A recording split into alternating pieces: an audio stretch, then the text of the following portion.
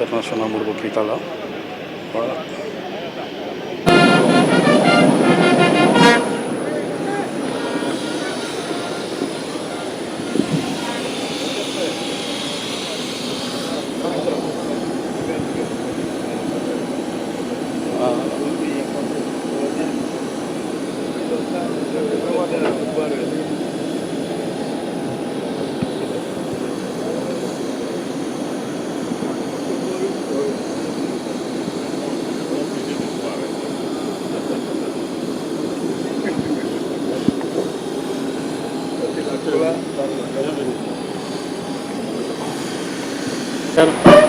Premier ministre dans la délégation législative Modi nous connaît Watina Fouloula Yala Sana Bara Nier de Bara voilà on a la Kéoulou.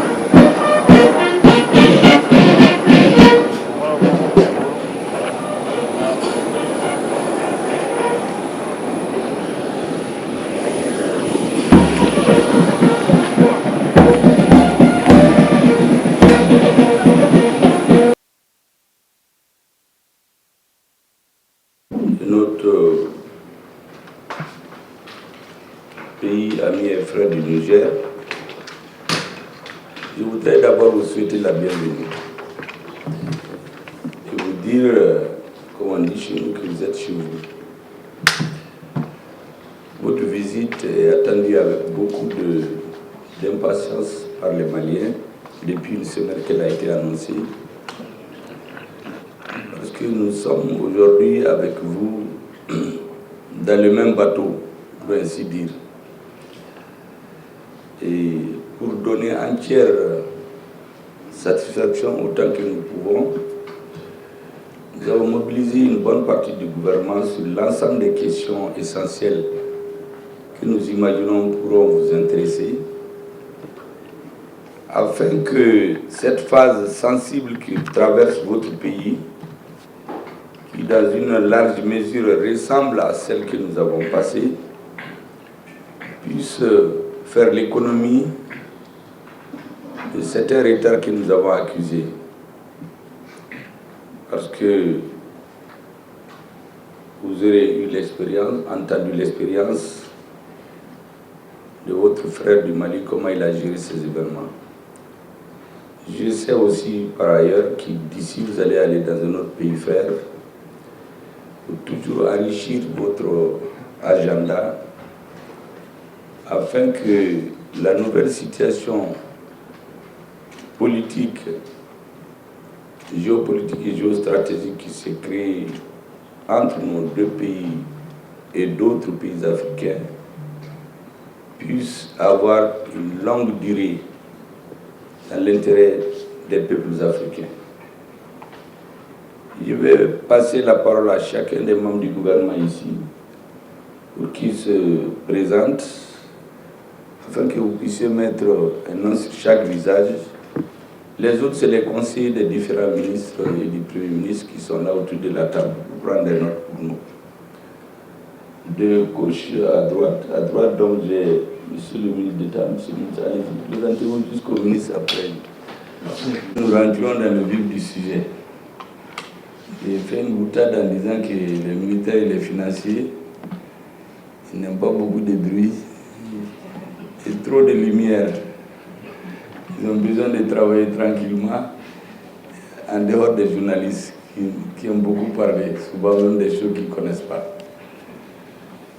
Monsieur le Premier ministre, je suis rassuré des mots introductifs que vous venez de dire parce que la présence des différents ministres autour de cette table du côté malien, précisément pour pouvoir répondre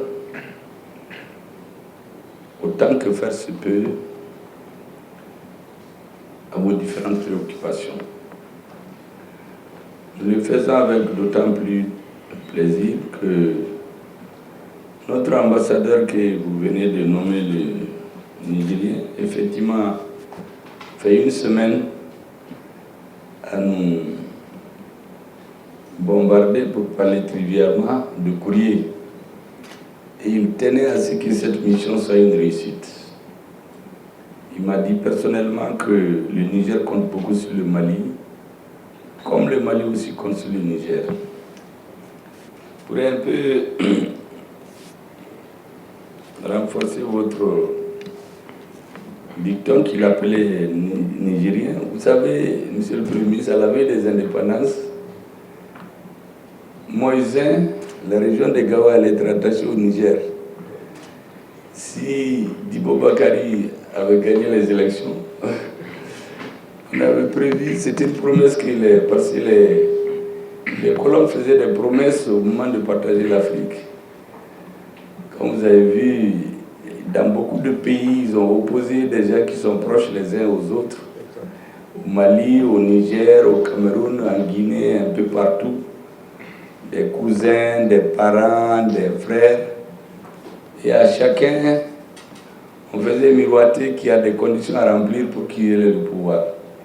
Et ils avaient promis que si Ibo Bakari arrivait au pouvoir, je crois que la région de Gao allait être attachée au Niger.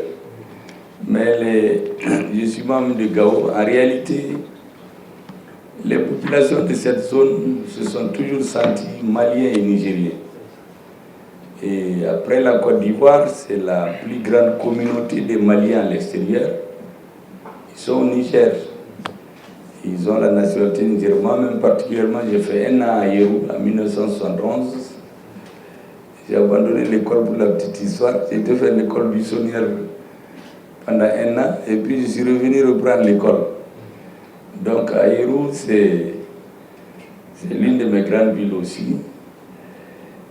Et les Maliens qui sont au Niger constituent une grande richesse dans le domaine du renforcement des relations entre nos deux pays. Je reviendrai là-dessus. Comment est-ce qu'aujourd'hui les préoccupations des zones de Gao pourraient être effectivement regardées de plus près à leurs frères du Niger. Je voudrais vous dire que nous sommes disposés aujourd'hui à faire en sorte, comme je l'ai dit tantôt, que votre mission retourne avec une valise remplie d'informations utiles pour vous permettre à cette phase critique de traverser avec succès tout le champ de mines que certaines forces hostiles à vous et à l'Afrique d'une façon générale ont installé. Avant de demander aux journalistes de se retirer, je voudrais prier et vous demander de prier avec moi la mémoire de tous nos hommes qui sont tombés chez vous et chez nous.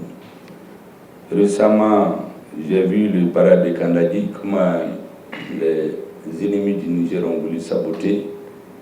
Et beaucoup de vaillants soldats ont donné leur vie pour protéger cet ouvrage.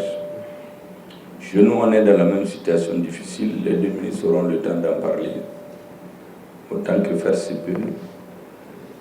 Que tous ceux qui ont perdu leur vie pendant cette lutte contre le terrorisme, faisons en sorte qu'on ne les oublie jamais. Nous avons déjà fait la promesse aux Maliens que tous ceux qui auront perdu la vie pendant cette lutte-là seront des héros éternels et que le peuple ne les oubliera jamais. L'histoire de notre nation, comme toutes les grandes nations, et la vôtre aussi, se construira sur la base de la mémoire de ceux qui sont en train de se sacrifier pour nous aujourd'hui. Après ces mots introductifs, je vais demander aux journalistes de pouvoir se retirer pour que nous puissions